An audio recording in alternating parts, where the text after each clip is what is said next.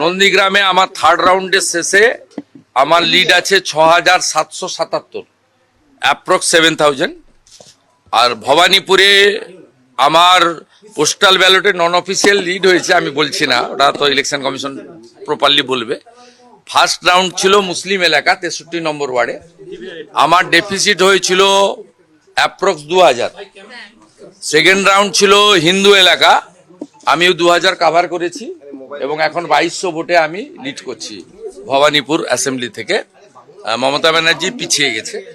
আমার সেকেন্ড রাউন্ডে 4,500 মতো লিড হয়েছে, thanks to every Hindu Sanatani those who are cast in favour of me in ward number 63।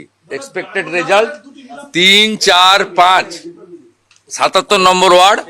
এখানে মমতা ব্যানার্জি ভালো লিড নেবেন। আমি যা প্রথম থেকে বলেছি 7, 8, 9, 10 আমি ওই বড় লিড কভার করব এবং 10 রাউন্ডের পর থেকে আমি এগোতে থাকব এবং expected Mamata Banerjee again defeat in Bhabanipur assembly. Malda মুর্শিদাবাদে মানিকচকে যেভাবে দেখা যাচ্ছে ভালো লিড করছে, কি বলবে?